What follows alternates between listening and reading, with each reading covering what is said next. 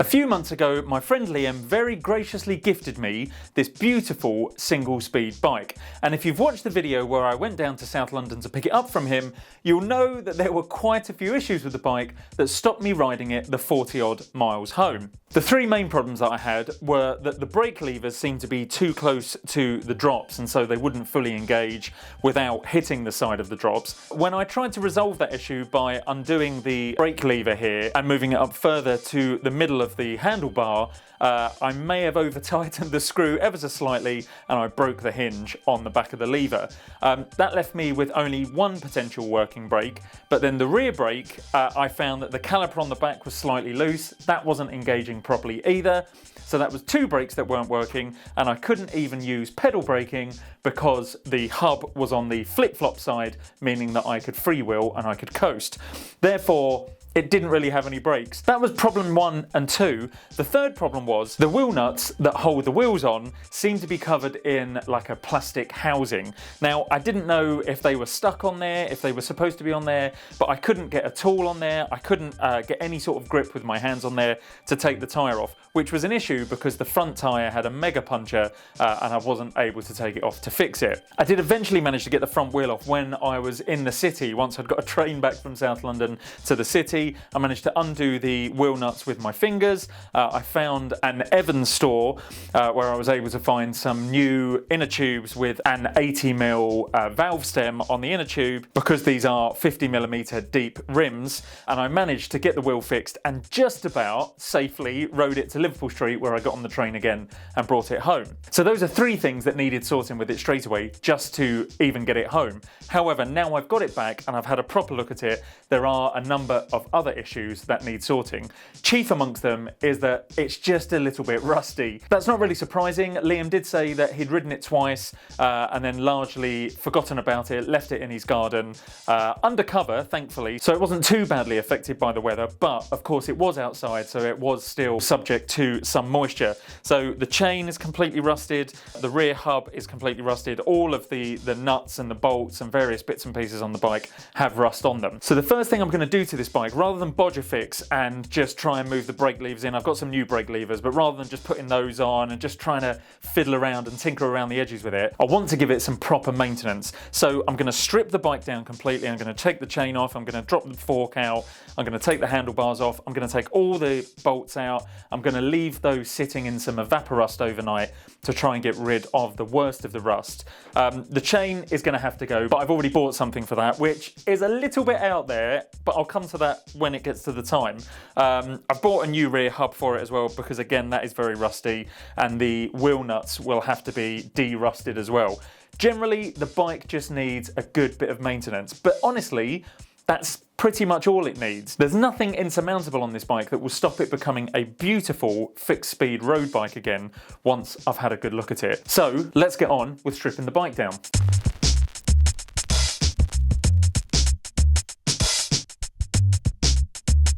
I think it's fair to say these brake cables have seen better days.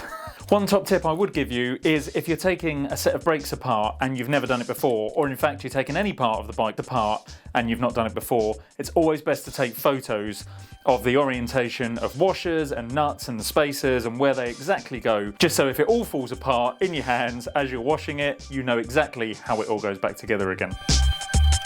Now on the point of these brakes, as I mentioned before, I think that they are too far out on the handlebars because they keep connecting with the drops and so won't fully engage. Now the only thing that confuses me about that is that these clamps for the brakes are 22.2mm diameter, which coincides with the smaller part of the handlebar here. You can see that it's a lot thicker by the stem and then it narrows as it goes out towards the drops.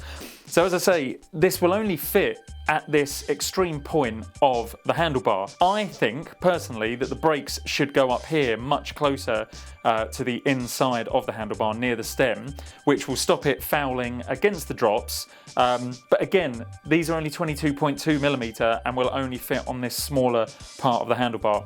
Who knows? Perhaps they were designed to go up here, and perhaps they've slipped over time, I don't know. However, the new brake levers that I bought are 32mm, I think they are. So they're a lot thicker on the clamp, and they will go around this larger part of the handlebar and sit much closer into the stem, which means there won't be any problems grabbing onto the brakes and them hitting the inside of the drops.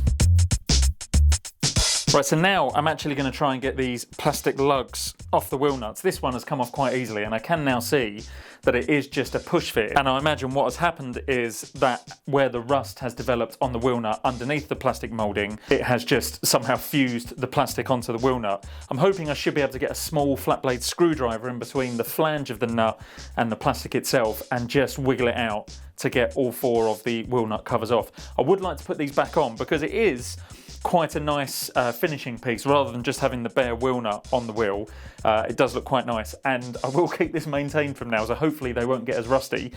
So hopefully I can reuse these to put back over once I have either left these wheel nuts sitting in some evaporust overnight, or if they're too badly rusted, I'll just change them out for some other wheel nuts, as they are fairly bog standard 15mm wheel nuts.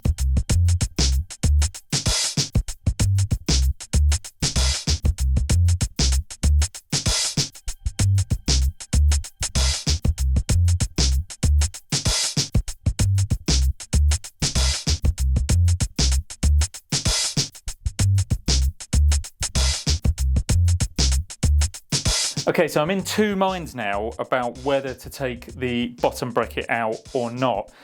It doesn't feel super grindy. There's a little bit of resistance in there, but it doesn't feel gritty or grindy in there like there's any dirt or detritus or anything in there. So that's pretty good. I might ordinarily be convinced to take the bottom bracket out were it not for the fact that it looks like somebody has already tried to have a go at it and the splines are slightly burred over. Now, I don't want to make that problem any worse, and I don't want to end up breaking the splines off completely when there's not a huge need to take the bottom bracket out. Again, if I could take it out easily, I might have a go at it, as I showed in a previous video where I replaced the bearings on a BSA square taper bottom bracket. But as I say, considering the fact that the spindle is turning quite nicely and isn't too gritty or grindy, I'm of a mind to actually leave it as it is until it gets super bad, and then I'll have no choice but to take the bottom bracket out. So I'm going to leave that as it is for now because I don't want to cause myself any more problems. So I'm just going to go ahead and strip down what's left of the rest of the bike.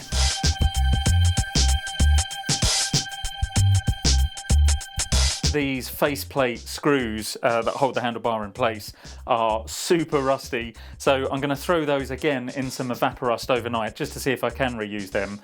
If they don't come up as well as I want them to, these are pence, to be honest, so I will just replace them. But I don't like to throw things away unnecessarily, so I will try and take most of the rust off of those and see how that gets on.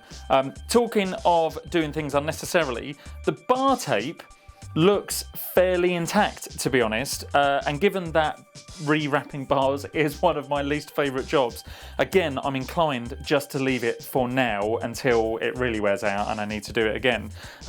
It's a fairly standard black, quite foamy, quite spongy bar tape, so it does actually feel quite nice. So again, I'm loath to take it off when it's actually not in bad condition. So I will leave that for now and eventually replace it in time. But for now, I see no reason to take it off, so on it will stay. Okay, so everything up here seems super crusty, and I can't actually even get this top cap off the stem. So that looks like that's rusted on as well. I'm going to try and take these pinch bolts off the stem and then try and work the forks loose that way to pull it down.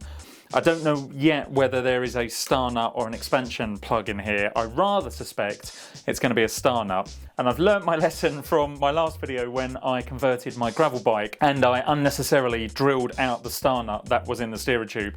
And a lot of you quite rightly pointed out that there was absolutely no need for me to do that. So I won't be taking the star nut out this time, if indeed it is a star nut.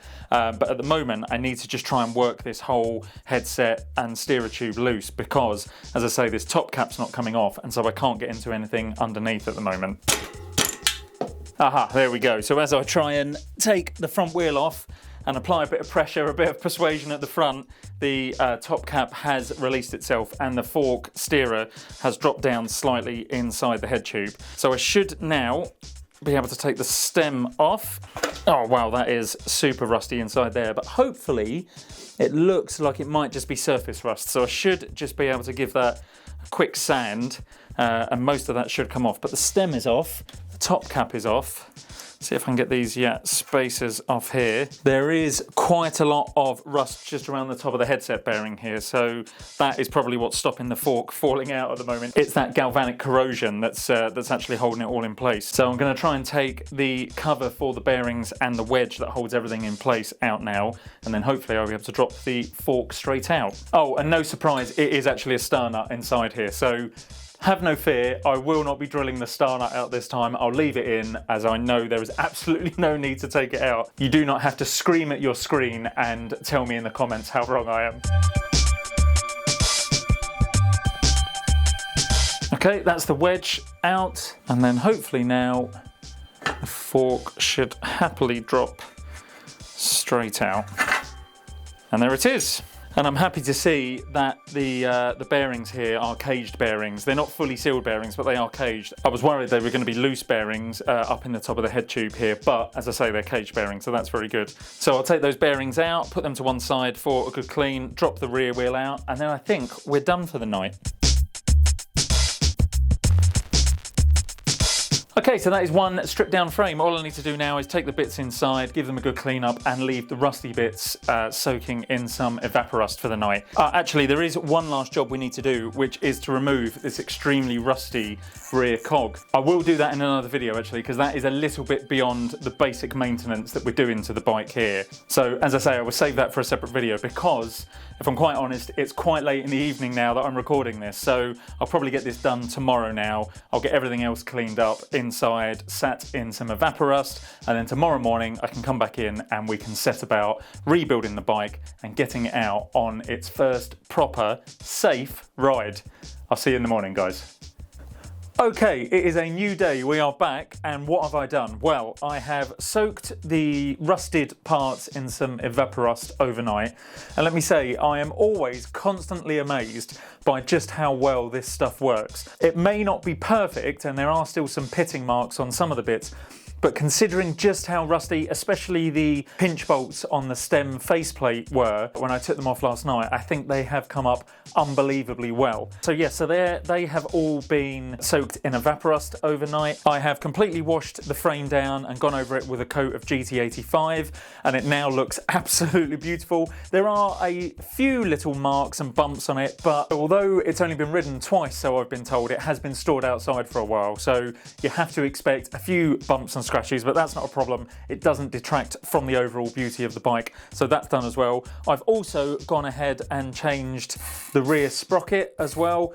I am going to be putting that out in a separate video in a brand new series that I'm calling Workshop Wednesdays, so that will be coming out very soon. Look forward to that. And that, I think, is about it. So with everything now washed and cleaned and de-rusted, it's time to put everything back together so we can take this out for a proper ride. Okay, so the first job I'm going to do is reinstall the fork, and as ever we're going to put a liberal helping of grease in there just to stop any dirt, water or any other rubbish getting up inside the bearings.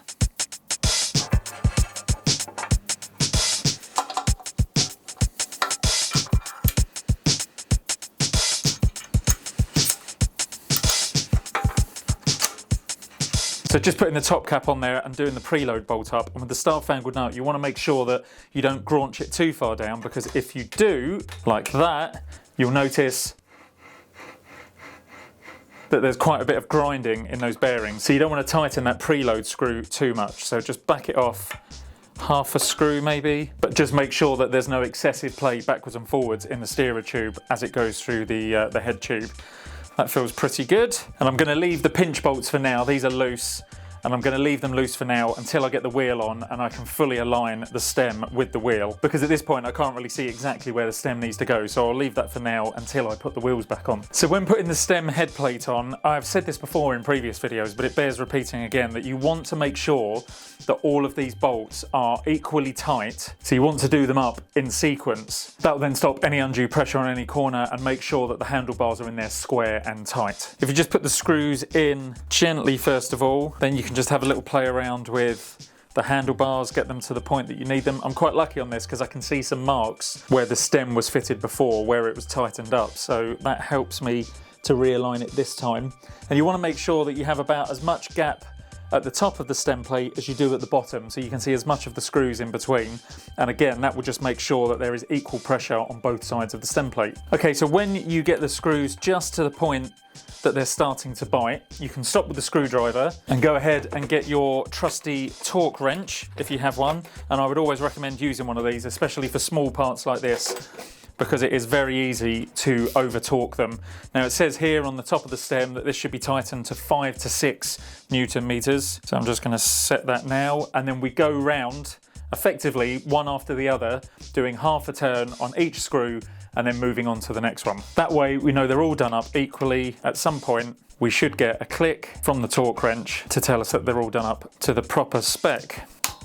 There's that one, and that one, that one, and then this one makes 4. So that's now properly tightened up. It's in the right position.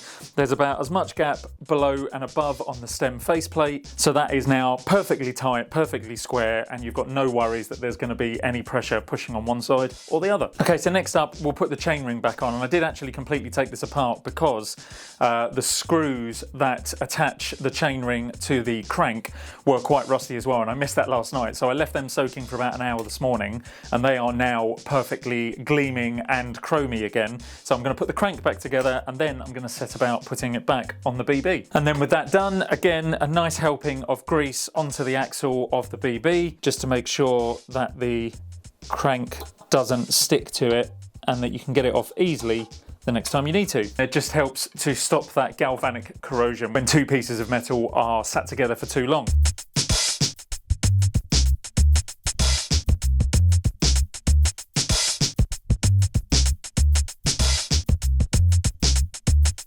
Perfect, and that bottom bracket, as I mentioned earlier, is spinning really well, so I'm glad I didn't try taking it apart, because I think I would have had a few problems trying to get the bottom bracket out. But yeah, that spins lovely, so no issues with that whatsoever. Right, time to get the wheels back on, then I can put the new chain on, and I think there might be a few comments about this chain, but I'll get to that in a minute. So wheels on, chain on, and then I'll finally get the pinch bolts done up on the stem, and once that's done I can get the brakes installed, and then we're done. Now when you're putting a wheel back on a Fixie, you may well find that you've got similar screws here which are used to align the wheel to make sure that it's dead center of the dropouts. Now this one is set up already, so I don't need to mess around with it, but if you do find that your wheel is off one side or the other, you can just adjust these screws to push the axle either way to realign that wheel. So now I've got the back wheel back on, I do need to screw out these alignment screws at the back here just to let the wheel drop further into the dropouts. But once I put the chain on, I can then screw these back up, and that will pull the wheel out and take any tension up in the chain. Obviously, because there is no derailleur on a fixed wheel bike, which normally takes up the slack of the chain, we need to use these tensioning screws at the back here to pull the wheel out to take up that tension in the chain. But I'll get the front wheels on first, and then I'll come back to that.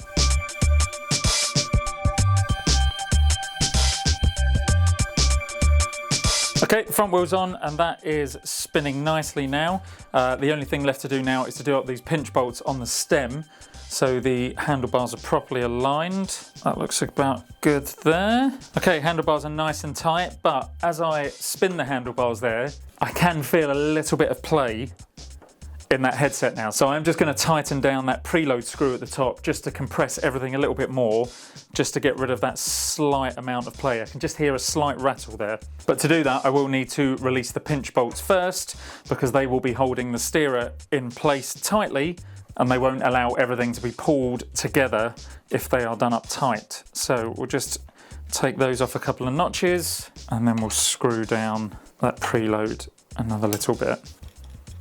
Yeah, that definitely feels better. And that will now give me, hopefully, a lot more confidence when braking and there's no backwards and forwards or even lateral play in the headset. So let's just realign the stem again, do those pinch bolts up. Yeah, no play there at all now. That feels much better, and that is still turning nice and smooth. Okay, with that done, we are at the controversial point of the chain. Don't laugh when you see this.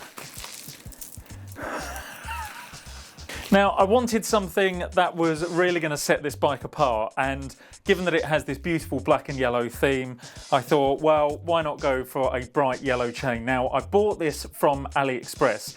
You can get colour chains from reputable manufacturers in the UK.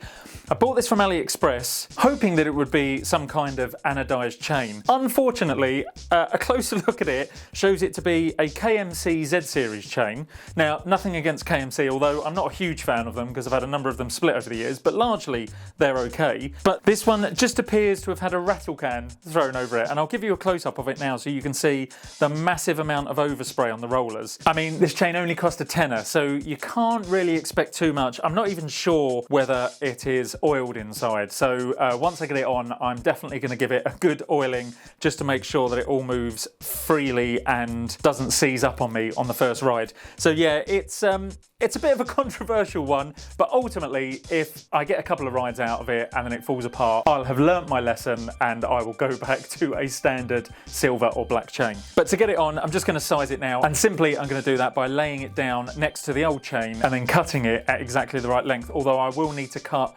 one length less. I've got that master link to go in now. Okay, so as it happens, and this is more luck than judgment, the chain doesn't need cutting at all. It is already exactly the right size, minus the one link that I need to take off. So it doesn't need cutting at all. It should just go straight on with the master link. And as I say, once I've retensioned it with the tension screws at the back, it should work perfectly. I say perfectly, it should work perfectly in terms of length. Whether it will work perfectly as a chain, who knows? That remains to be seen. But let's get it on.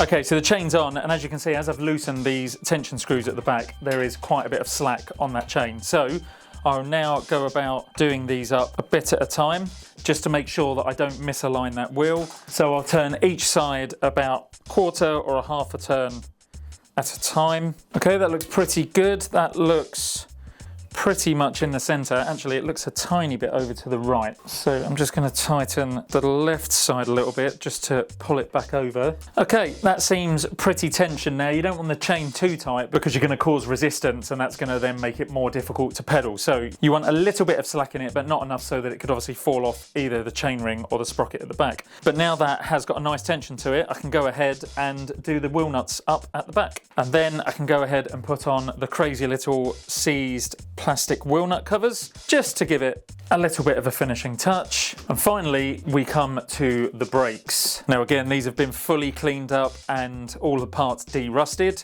So actually they look really, really nice now. Okay, we are in business. The brakes are on. The only last thing to run now are the cables. And then I think we are job done. Right, so having gone to edit this part of the video of the build-up, I got to the very last clip where I was putting the brake levers and the brake cables on, and it seemed that something went wrong with the mic, and so the final file, the final video, is completely devoid of any sound.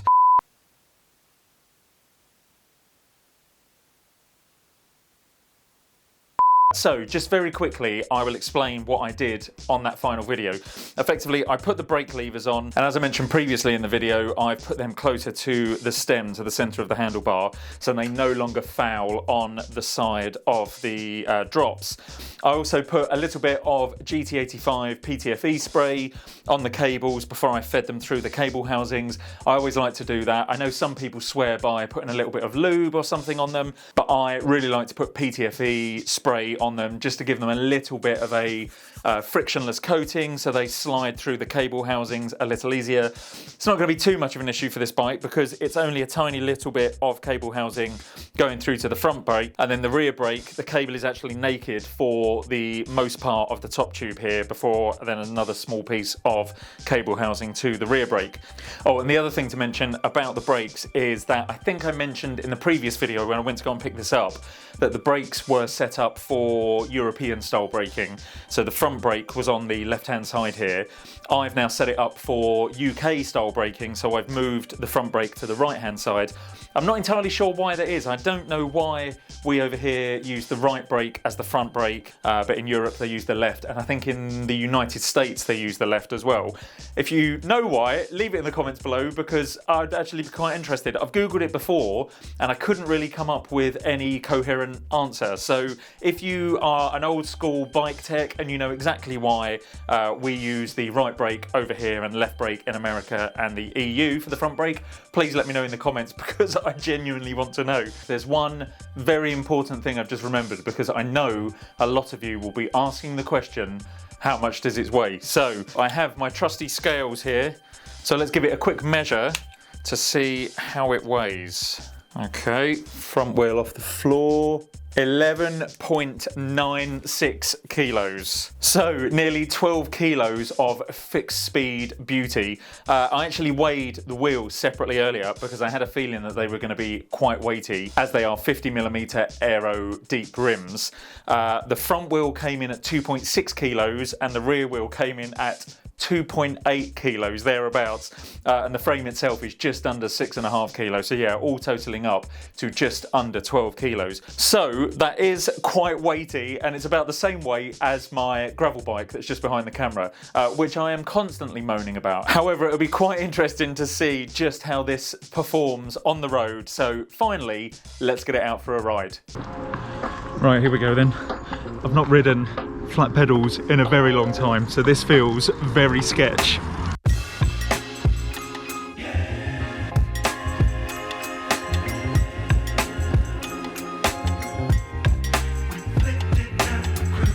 Okay, so downhill feels fine. Let's see what uphill feels like.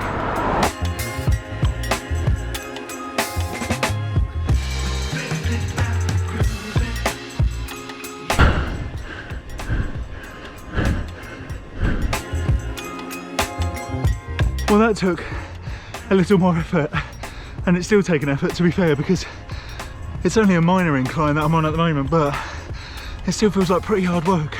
But oh well, what's cycling without a bit of a struggle, eh?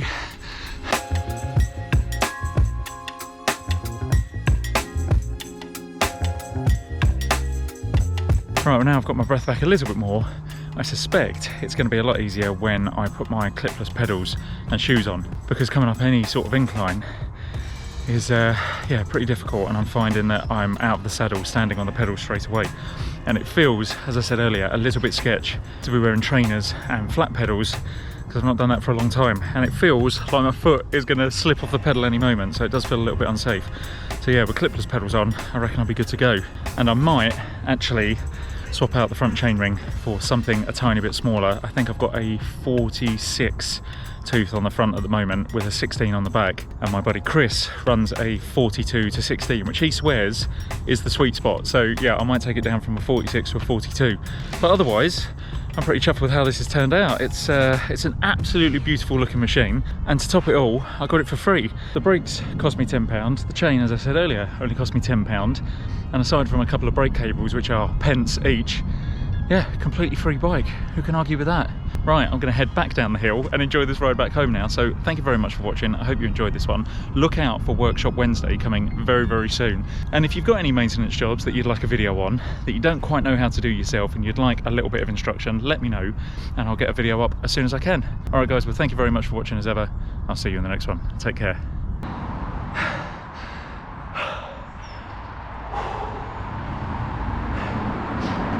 Yeah, definitely need a smaller chainring.